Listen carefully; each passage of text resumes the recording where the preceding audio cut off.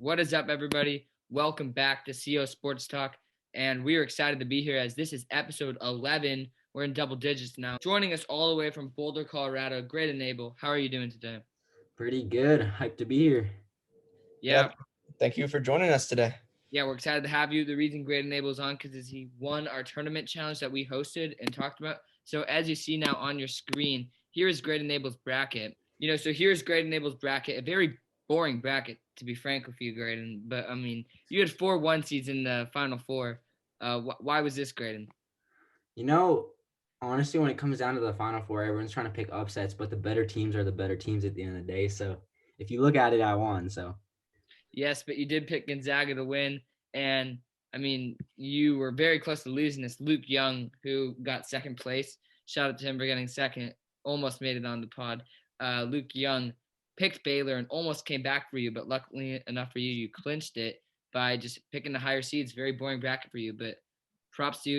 You kind of got lucky here. Some upsets that you correctly picked. Not really any, to be frank with you, but you did have Arkansas and Baylor in the Elite Eight, which is impressive. I also had that. Yeah. Me too. You did pretty well. You struggled a little bit in the West region, but overall, pretty good bracket. You got two of the Final Four teams, which is more than most because the Final Four was kind of unpredictable this year. So yeah, kudos to Graydon. everyone. There you go. If you want to pick your bracket, just pick the higher seeds. This is proof. Apparently, yeah. All right, so let's get into it. Gonzaga and Baylor, they played last Monday, 6 days ago in the national championship. And, it was a shocker, to be honest. 86-70, the Zags lost. The Baylor Bears crushed them and dominated. Yeah, Baylor completely dominated this game from the moment it tipped off. They went off to a 9-0 run. And Gonzaga simply looked flustered. I believe still they were the better team, but Baylor's came out and they're hitting their shots, playing energetic defense. Davion Mitchell was great. Jared Butler obviously played great on the offensive end as well.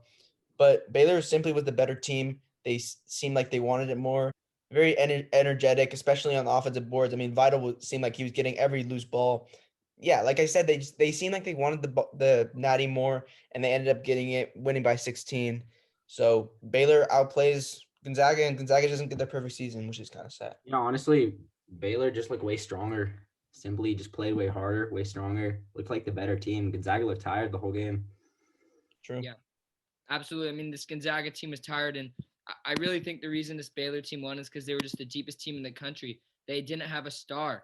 Jared Butler dropped 22 points. He played amazing in this championship game, but they're just such a deep team of players that can score all around on the bench and all their starters. They got Matthew Mayer coming off the bench dropping he playing 16 minutes, and they got Flagger dropping 13, and then Teague 19, and Butler, as I said, 22, and Mitchell 15. So this team can score. They're all around just walking buckets, and Baylor deserved this national championship. Only lost 2 games all year. Yeah. And And Gonzaga looked really sloppy. Timmy was turning the ball over. There's lots of turnovers. Baylor capitalized on the other end, and that's what they needed to do to win this game.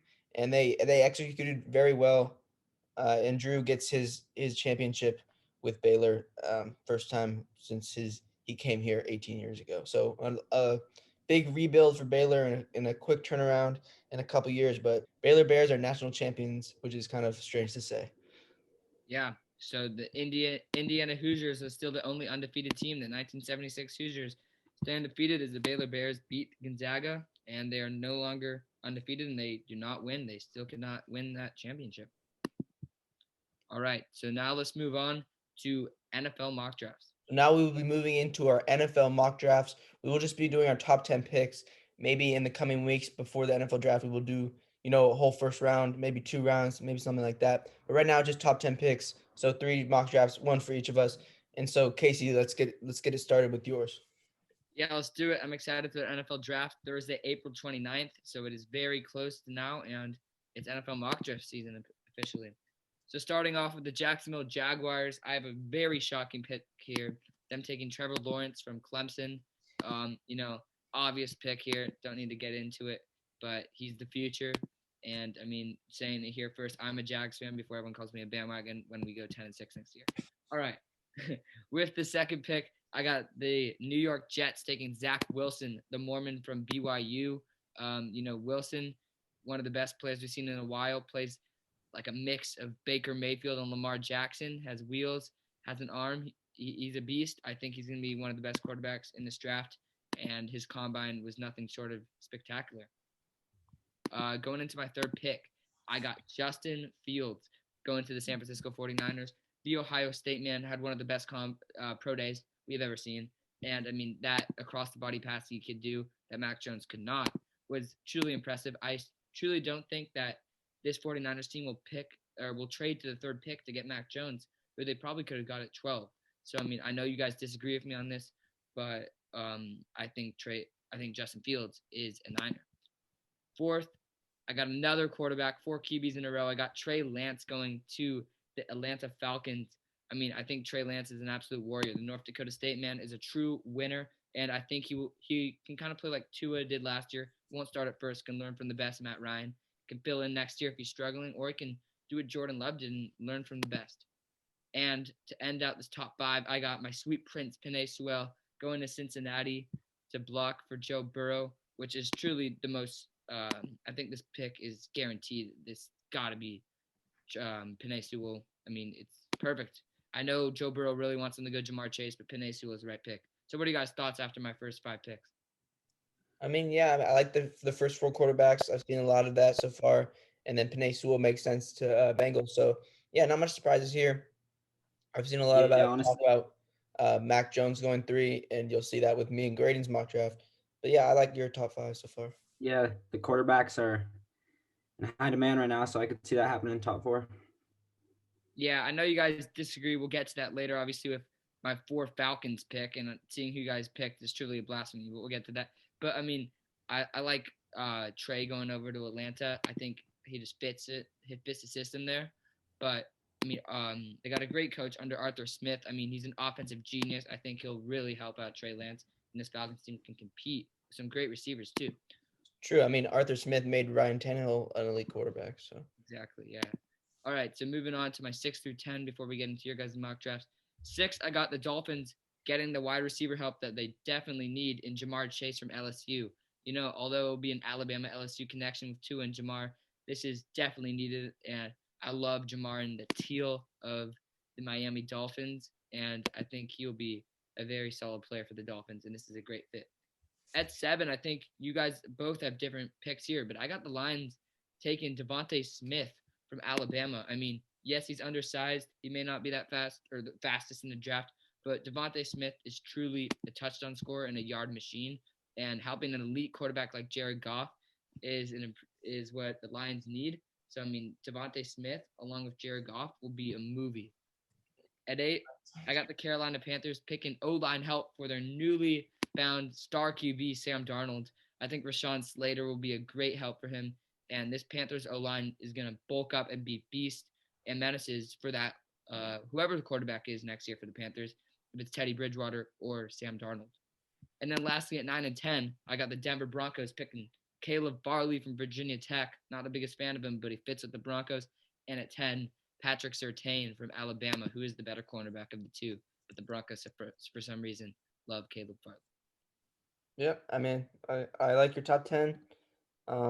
We'll see our disagreements later for me and Graydon's mock draft, but I think overall, pretty safe, pretty solid top 10 picks right there.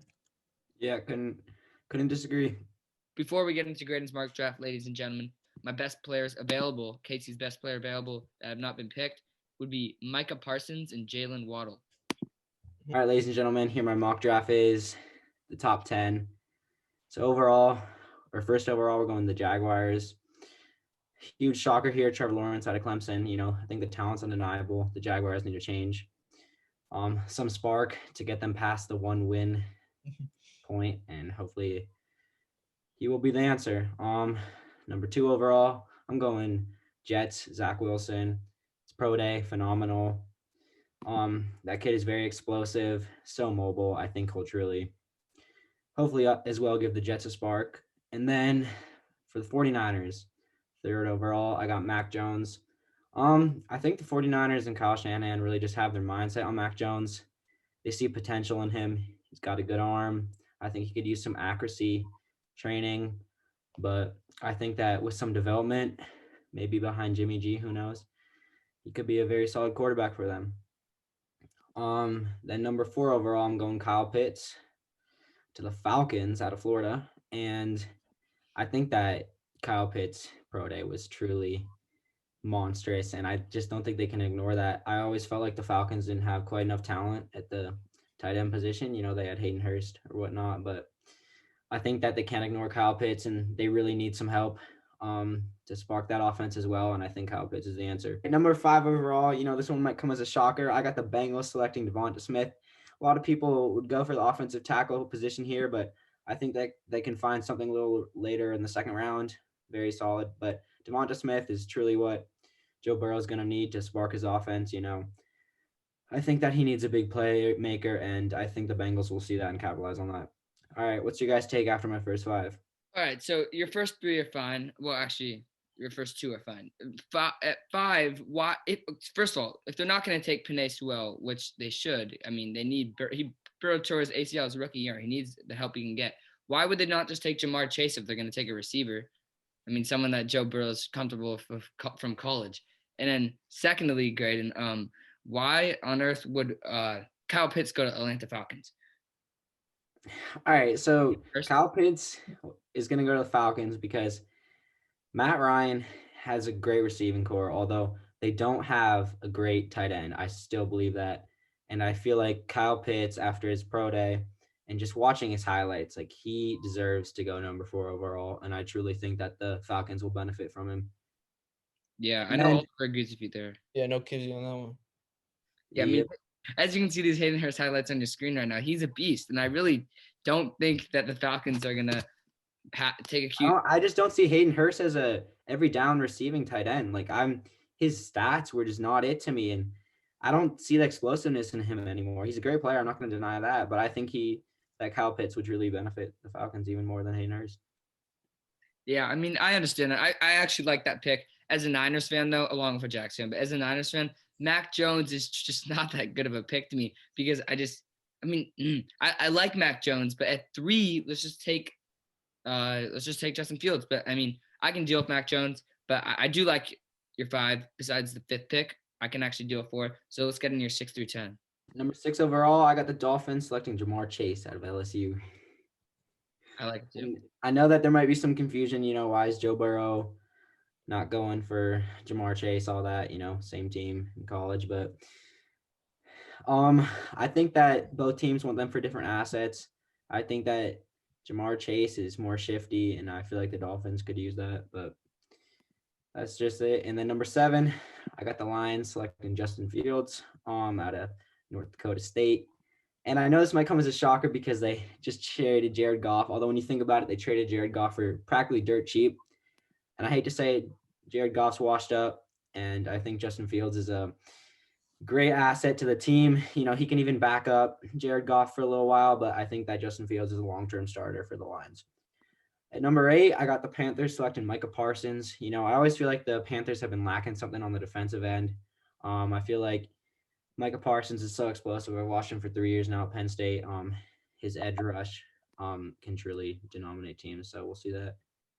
Oh, for Penn State guy, yeah. Number 9 overall, I got the Broncos selecting Trey Lance. Drew Lock is not the answer. We've seen him now numerous times. He's just not developed, and I don't think he's going to develop anymore, honestly. I hate to say that. I see him getting a backup job somewhere else, although Trey Lance has got to be the answer right now. I think that Trey Lance can come in and start on week 1. All right, at number 10 overall, I got the Dallas Cowboys selecting Patrick Surtain. The defense has just been absolutely horrendous for the Cowboys. Even Dak Prescott can't come in and win those games, and I think that Patrick Surtain out of Alabama is going to come in and create some spark on that defense that they really need. Now that my top 10 is up, what do you guys take on it? I think top 10 was pretty solid. You rebounded a little bit. I love that pick of Micah Parsons going to the Panthers. I think the Panthers need it. I have them going O-line, but I was very torn. I kind of wanted Micah Parsons going there as well. So, I mean, I like that. I actually do like Broncos taking Trey Lance. I think if the 5 QBs are not taken, they will take Trey Lance there also. So I actually like that also, and loves Surtain going to the Cowboys. So I think you rebounded. Lions taking Justin Fields. Dude, I disagree with, but I mean, otherwise, I really like your the end of your top 10. Understandable that you disagree about Justin Fields because you're a Jared Goff fanboy, but we'll ignore that. Facts. Yeah, I mean, KG kind of just said it all. I agree and disagree, but I think our mock drafts are pretty similar, so we can see the differences when I get into mine. Yeah, so we like it, but where's Penei Sewell, man? Is he your best available? Yes, he is my best available. I actually haven't thought through which team he's going to go to. I just didn't see him as a fit for any of the top 10 teams. I feel like currently in our day and age, we need explosive players, and I just don't see an offensive tackle going in the top 10 this year. Yeah, I agree with you on that. All right, Oliver, your turn. Work the magic. My turn. So me and Grain actually have the same top 4. Trevor Lawrence, I mean, everything's been said about him already by everyone, you guys included. They should pretty much pencil this pick in already. It's pretty much official. If they go somewhere else, they'd be fools. They'd be the laughing stock of the NFL if they aren't already. And then at 2, I also have the Jets taking Zach Wilson. It seems like Wilson is their guy. They want him. He's a very talented kid. He can make any throw you want him to. He's mobile, and he's got an absolute cannon of an arm. At 3, I have the 49ers taking Mac Jones, and I disagree that this is the right pick, but it's from what I've been hearing, Adam Schefter, Ian Rappaport, they've reported that this is Kyle Shanahan's guy. This is who he wants on the team, who he thinks that can run their offense the best. And I don't agree with it, but mock drafts are what you think is going to happen, not what you think should happen. So, Mac Jones, I think is just a downgrade from Jimmy G, if I'm being honest. But so I think they'd be foolish to trade up to 3 just to get someone they could have traded up to 7 and got. So I don't know, but they could also get somewhere else here, including Trey Lance, Justin Fields, some of that matter. And then at 4, I also have the Falcons taking Kyle Pitts. And Kyle Pitts, I mean, he's just a dominant athlete. He's versatile. He's pretty much a wide receiver in a tight end's body. He's fast, explosive, great hands, tall, good size. And his draft stock has really risen after that pro day. He balled out.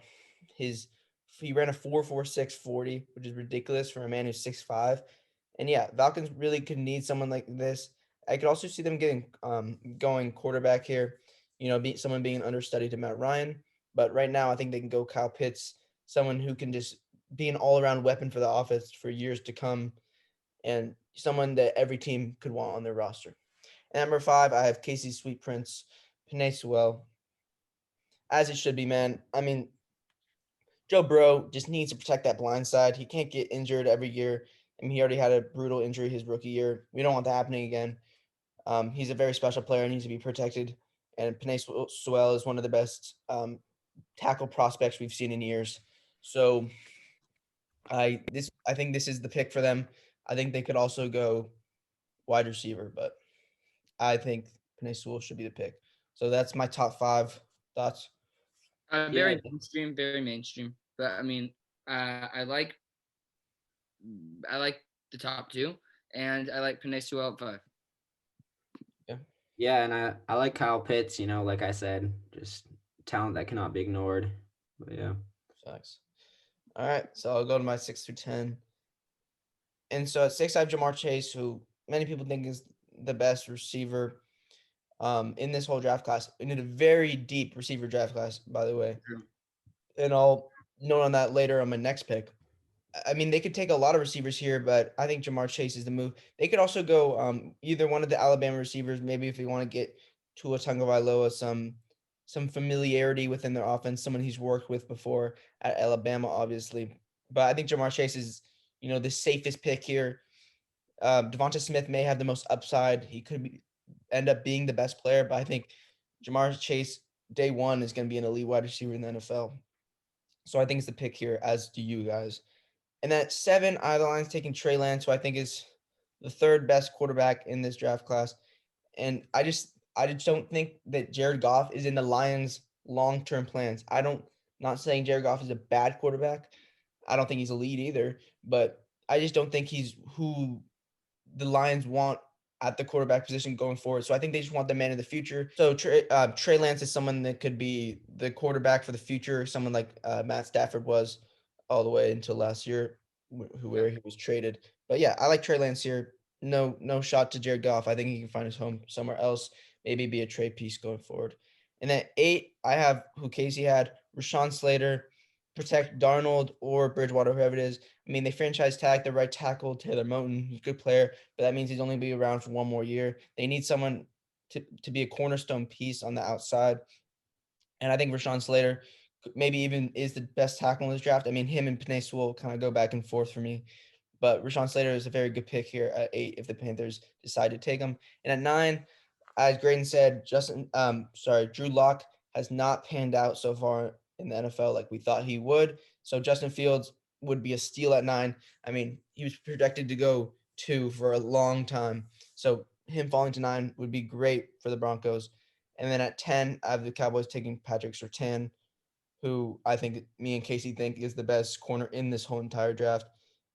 And Cowboys need this. I mean, Trayvon Diggs is not bad. He was all right in his rookie year, but a lot of expiring contracts in that secondary, so they need someone like Patrick Surtain to be good there for years to come. And then my best players available are the 2 Alabama wide receivers, Devontae Smith and Jalen Waddle. So Yeah. I can see them going top 10 as well. Again, super deep wide receiver draft class. And I was going to mention at 7, the Lions also need a wide receiver, but I think they can wait to the later rounds just because of how much talent there is at that position. Yeah, you really got the Alabama receivers falling, but I understand why. And I haven't really seen Fields to the Broncos, so I kind of like that. It's a good fit if he falls that much. Yeah. The Niners. Yeah, very solid. I actually do like Fields to the Broncos as well. I think Lance or Fields would be great for the Broncos. Yeah. But Why do yeah. you think the Lions go Lance over Fields? I mean, I just personally, I like Trey Lance better. I mean, there could be personnel in the Lions building that like Justin Fields better. I have no idea. But I just like Trey Lance. I think he's more consistent, never lost in college, just had a great all around game. Is more mobile. He can scramble better, has a better arm, less accuracy issues, although he does struggle with some at times. But I think he's all around better quarterback, but doesn't mean he's going to be better in the league. So it's kind of maybe a risk. You never know with the D2 players coming out of North Dakota State, but yeah, FCS. we'll see. So that's our mock draft 2.0. We'll put the link in the bio of 1.0 if you guys want to watch that. A lot has changed since then, including the order of the draft picks. Like the Niners used to have the 12th pick, now they have the 3. So a lot has changed. But I mean, I think we all had pretty good picks there, and a lot will happen. So we will see on April 29th. All right, so today the Masters finished in Augusta, Georgia. I mean, it was pretty amazing, to be honest, this Masters round, and the winner was Hikari Matsuyama from Japan, winning it all and representing Japan, first Japanese player to ever win the Masters. I mean, and he controlled it this whole time. We thought Schauffele had a chance over on the 16, but he kind of choked. He didn't even get second. Zalatoris, who grew up in San Mateo, California, ended up getting second place, but nice job for Hikari Matsuyama winning the Masters. Yeah, I mean, props to him. Will Zalatoris played really well too. I mean, he's a young guy. He'll be good going forward. Only 24 years old, but yeah, I mean, shout out Matsuyama. He got the W, representing Japan really well. So, good job for him. Yeah, I think it's just really cool all around. Japan's never had a winner or even that great of competitors, and to come out and do that definitely put some smiles on some people in Japan. Yeah, so there you go, Hikari Matsuyama. Great year for golf, representing Tiger after obviously the terrible thing that happened to him recently. And Spieth competed. Spieth's kind of back, going -7. Justin Rose kind of fell off, but we saw some future stars in Will Zalatoris, and as you saw on your screen, those highlights of Matsuyama, he really played well. So there we go, and there's your Masters talk. We talk about all sports here, and especially during Masters season, we got to give a little shout out to it. Yep, for sure. I mean, Sure, shout out to all my golf watchers out there. Luke Young, Julian Galindo, I know you're watching. Julian, that's for you. All right, let's move on. All right, so now we're going to talk some Giants. And I mean, since we last had our Giants talk, what an amazing week it was for the San Francisco Giants. I mean, 5-1 since our last episode. So what a week it is. The Giants are now 6-3, and they're balling out. So let's start with Monday. 3-2 win versus the Padres, and this was the bald guy, Desclafani, and he put a nice show on. Yeah, I mean, the Disco Man, he's been pitching great so far. We will get to that. He pitched great today on Sunday, April 11th, but we will get to that in a few games. But yeah, This was a great win for the Giants. I mean, it's kind of like the standard of 2021 season so far. Just great pitching. Offense wasn't great, but Yeah. the starting pitching was great. Bullpen did his job, and we held the Padres bats to 2 runs and got the win over. Absolutely. Yeah. So This game was awesome. I mean, Solano went 2 for 4, and Yastrzemski finally ended this streak and hit the go-ahead home run that game. yeah, this was an awesome game. We beat Morahone, 22-year-old Padres pitcher. I mean, he has a lot of potential. I'm excited to see where he goes. He looked pretty good as well. And then so that was Monday's game. Yeah. And then Tuesday we lost. We faced Yu Darvish, one of the best pitchers in the league. We only squandered 1 run, and we lost 1-3, which is it was kind of a tough loss, only scoring 1 run. Yeah. I mean, do Yarvish dealt this game. I mean, he played a nice game, pitched well. We actually kind of choked the lead here, but to be fair, they did dominate this game, so I wasn't too mad about it. But we were up 1-0 at one point, and the Padres had a late surge in the seventh inning. So I mean, it was a little bit tough. Matt Weisler just I don't think should be hitting the mound anytime soon. He did not play too well, but the offense that game really just couldn't get anything going at all. So Yeah, that was kind of the theme of this series. I mean, we played a lot of good pitching down in San Diego. I mean, they have a great bullpen, great starting pitching. So that was tough, but we copped the 2 wins out of 3. As on Wednesday, we got another 3-2 W. This time against Blake Snell, another elite pitcher in the league. So we went against some elite pitching, and we won 2 out of 3. So this was a great series, and we won the series 2-1 against you know, one of the World Series favorites in the San Diego Padres. yeah, this was an amazing game. I mean, Kevin Gosman was truly brilliant this game. 7 innings, 5 hits, but some of them were Mickey Mouse hits at the end. 1 walk, only 5 strikeouts. He was beautiful this game. Rogers came in and almost choked this game, and it honestly pained me because although Rogers got the win, he gave up a home run solo jack to Will Myers. Yeah. So therefore, Gosman got a no decision. But we went to extra innings. Wandy Peralta came in, whipped the man on second base, strikeout. He needed a strikeout. He did it. Jorge Mateo was swinging for the fences, and Wandy made it look like he was swinging a garden hose. So it was a great game for the Giants and great W. Yeah, Wandy Peralta came in extra innings, didn't allow that run to score from second, which is impressive. And yeah, Jorge Mateo looked like he was swinging an oar there, but we got the series win. And shout out Wandy Peralta. He responds to his DMs if you ever need to, have a quick chat with an MLB player. Yeah. All And right. So yeah, Friday, opening day in San Francisco. Johnny Cueto was on the mound, and he did not disappoint, to say the least. Johnny Cueto almost pitched the entire game, went 8.2, 4 hits, and there were 2 Mickey Mouse hits in the ninth inning. Just to say, it should have been 2 hits if he pitched only 8, 2 hits, and 1 walk, which is brilliant. Johnny Cueto was vintage, had a no-hitter going for a long time, and he was amazing. yeah, Johnny Cueto looked like prime Johnny Cueto out there on the mound, pulling out all kind of shimmies there, even hit a triple shimmy. But he was dominant. He was completely dominant. I wish he just got the last out. He wanted the last out. I remember his Instagram caption was "one more, coach," but he was absolutely fantastic, and that's what we need for Johnny Cueto. I mean, he's struggled a little bit, at the end of last season, the beginning of this season. He was all right, but yeah, he was incredible and looking like a very solid number 2 guy in a rotation behind Kevin Gosman. Absolutely. Yeah. And by the way, shout out to Brandon Belt or Brandon Crawford, sorry, for a very clutch double. Yeah, off the wall, that was nice. Or not off the wall, but into triples alley. That was nice. Yeah. So, yeah, and then Saturday, we got another 4-3 victory versus the Rockies. Again, courtesy of Brandon Crawford, who had a 3-run home run. Yeah, absolutely. Speaking of Crawford, he did it again, hit a 3-run jack and put us in the lead. Logan Webb struggled a little bit. I mean, he's a third pitcher, but he was not amazing, but it's all good. We got the win. Our bullpen was actually nice for once. Caleb Berriger was amazing, one of my favorite guys out of the pen. And Reyes Maranta played well. Rogers, shockingly, didn't give up a run. And Jake McGee came in and played well. So although Logan Webb gave up 8 hits, it's all good because Crawford delivered and our bullpen delivered. Facts. Yeah, I mean, our bullpen has been absolutely phenomenal in these last 2 series versus the 2 division rivals, Padres and Rockies.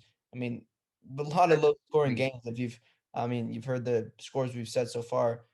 We haven't let up more than 3 runs in any of them. So Yeah, but that's Giants baseball for you. Yeah, we haven't scored more than 4, but we haven't let up more than 3. So just pitchers duels all around. And then today, Sunday, me and Casey actually went to this game at Oracle Park, and we got the shutout victory, our first of the year. Anthony Discofani was great on the mound. He did not allow any runs. Yeah, Johnny Sins look alike, but but he can really shove, and he was great. Yeah, The Giants jumped on Herman Marquez early, and they did not let go of the lead, which was nice to see. absolutely. We got off to an amazing start with the Alex Dickerson home run. And then Desclafani shoved. And shout out to Lamont Wade Jr. We called him up this morning as Reyes Maronta had a little injury, so he's on the IL. So we called up Lamont Wade, and he did not disappoint. I mean, he was amazing. He was 2 for 3 and had 1,000 average for a while, and also had a walk. So what a day it was for the Giants today. Yeah, just all around, we dominated this game. Raimel Tapia on the Rocky side was good. Trevor Story was obviously good. He had a nice double, but Giants were the better team, obviously, today, and we got the 4-0 W, which means we swept the Rockies, and we're move on to 6-3, our best record, our best start since 2016 season, where we made the playoffs. By the way, lost to the Cubs, but never mind that. So Yeah. yeah, Giants looking good. We're looking like the second best team in our division right now. I'm not gonna lie, and maybe we can surprise some people going on. I mean, we're definitely a third place team when it comes to how loaded our division is, but you never know with the Giants. That's what people thought in 2010 as well. Absolutely. And I mean, it's just going to get better. Alex Wood's going to come off the IR soon. So then Aaron Sanchez will be off. Get him out of here. So Jessica Fani will be the 5. Alex Wood will be the 4, maybe even 3 if Webb gets demoted. But it will be great. So this Giants team's just getting better. And we also got Barton Ramos maybe to come. Yeah, the future's looking bright in San Francisco, and I'm really excited for what it holds. So yeah, that's what we have for a little Giants talk, Giants recap, and we will continue this segment going forward as the season is underway. Word Nesh. Word Nesh. So that concludes episode 11 of CO Sports Talk. We will see you guys next week, as always. And let us know if you guys want to see more special guests, such as Graydon. We've had Graydon and Tommy on before. So let me know if that's something you guys like to see in the comment section below. And thanks again, Graydon, for coming on. Yeah, it's a pretty sweet experience. Hope to do it again sometime. Make sure you all subscribe. Sweet channel, going places. Let's go. And everyone go sub to Graydon's channel. We'll link that below. Hardcore Losers. Especially if you like mountain biking and outdoor activities, dope channel right there. So we're kind of collabing with them, shouting them out. So there you go. Hardcore Losers is the name of their channel. Yeah. So that's all we need to say for this episode. And we will see you guys next week. Peace.